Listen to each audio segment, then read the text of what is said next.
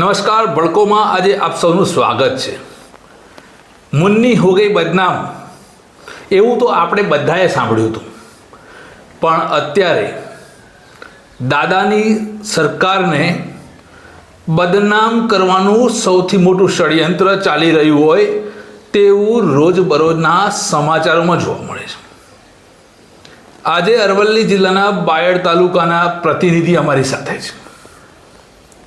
અરવલ્લી જિલ્લામાં પણ આવું બની રહ્યું છે। સતત જોતા આવ્યા દારૂની રેલમછેલની વાતો, દારૂના કેસ પકડાતા રહ્યા, વિડીયો વાયરલ થતા રહ્યા।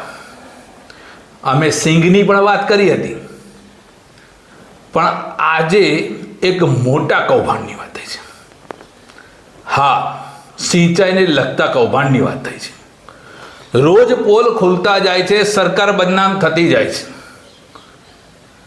ભય, ભૂખ અને ભ્રષ્ટાચાર મુક્ત સરકારના જે સ્લોગન આપવામાં આવ્યા હતા એ સ્લોગનને પછેડી ઓઢાડવામાં આવી રહી છે, અને આ કામ કેટલાક જાણીતા વ્યક્તિઓ દ્વારા કરવામાં આવે છે। ત્યારે બળકોમાં અમારા પ્રતિનિધિ અમારી સાથે છે। પૂછીશું, રાકેશભાઈ, અરવલ્લી જિલ્લામાં કેવા પ્રકારના ભ્રષ્ટાચાર થઈ રહ્યા છે?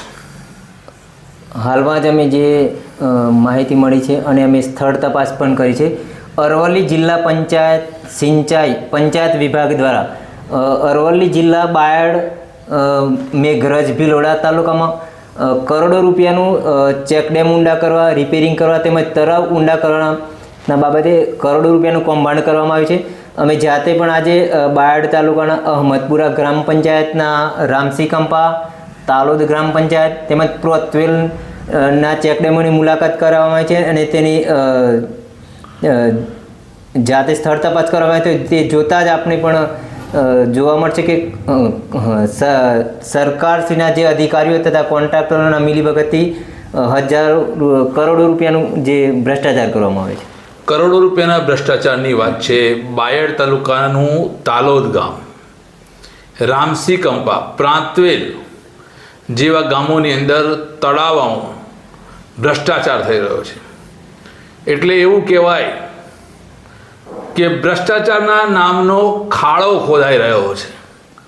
તળાવોને કોઈ લાભ જનતાને મળવો તે જોઈએ તે નથી મળતો। સરકારના પૈસા બાબુઓ અને કોન્ટ્રાક્ટરો વાપરી ખાય છે એવું જરૂરથી કહી શકાય। વિઝ્યુઅલ્સમાં પણ આપણે જોઈ રહ્યા છીએ જે પ્રમાણે કામગીરી દેખાઈ આવે છે, કેવા પ્રકારની કામગીરી થઈ। પણ શું લાગે છે રાકેશભાઈ, આ જે ભ્રષ્ટાચાર થયો એ ભ્રષ્ટાચારની અંદર જે બાબુઓ કે જે કોન્ટ્રાક્ટર સપડાયેલા છે એમને કંઈ સજા થશે કે કેમ?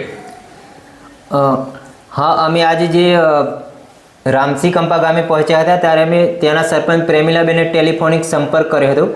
તે કોઈ સામાજિક પ્રસંગે બહાર ગયા હતા, તેમની સાથે મુલાકાત નહીં, પણ ટેલિફોનિક સંપર્ક થઈ એમના જોડે વાત થઈ હતી તો તેમણે ચોખ્ખો આક્ષેપ કર્યો છે કે માત્ર ને માત્ર 10 થી 20 હજાર રૂપિયા ચેકડેમ એમની ગ્રામ પંચાયતમાં ચેકડેમ રિપેરિંગ કરવાના બહાને 20 હજાર જેટલા ખર્ચમાં પતાવી અને 4,69,000 જેટલા માતબર એવા બે ચેકડેમ 9 લાખ રૂપિયાના ચેકડેમ રિપેરિંગનો મોટો ભ્રષ્ટાચાર કરવામાં આવે છે તેવો સરપંચ દ્વારા આક્ષેપ કરવામાં આવે છે। એટલે સરપંચ પ્રેમિલાબેન પટેલ અને કઈ ગ્રામ પંચાયત? અહમદપુરા ગ્રામ પંચાયત। અહમદપુરા ગ્રામ પંચાયતમાં 9 લાખ રૂપિયા, સમજો।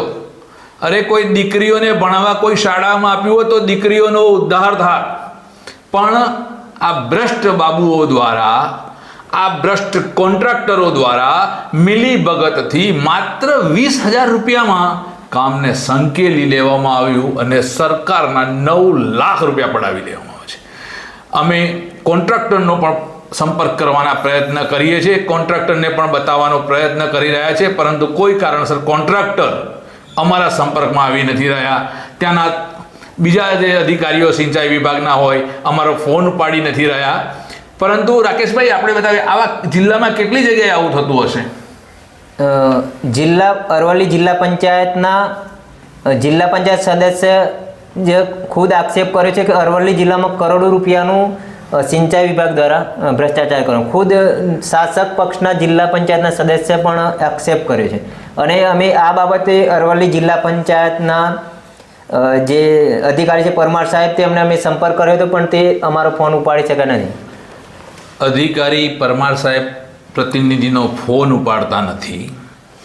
શાસક પક્ષના સદસ્યએ આવા કૌભાંડોને ભાંડો ફોડવો પડે છે તો સરકાર જરૂરથી બદનામ થાય છે.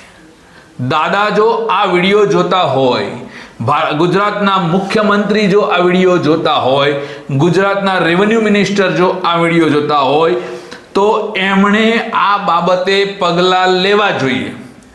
જો પગલાં નથી લેવામાં આવતા તો જનતા એવું માની શકે છે કે આ ભ્રષ્ટાચારમાં તંત્ર આખું સામેલ છે, અને તંત્ર જોડે બીજા કોણ કોણ સામેલ છે એ તો અમારા દર્શકોને ખબર પડી જ ગઈ હશે. પણ શું સરકાર ઈમાનદાર હોય તો આવા ભ્રષ્ટ કોન્ટ્રાક્ટર અને અધિકારીઓને છાવરશે કે નહીં, એ સળગતો પ્રશ્ન છે. આજે બસ એટલું જ. અમારા પ્રતિનિધિ રાકેશભાઈ સાથે ફરી મળીશું ભડકોમાં. એ પહેલાં ચેનલને લાઈક કરજો, શેર કરજો, સબસ્ક્રાઈબ કરજો.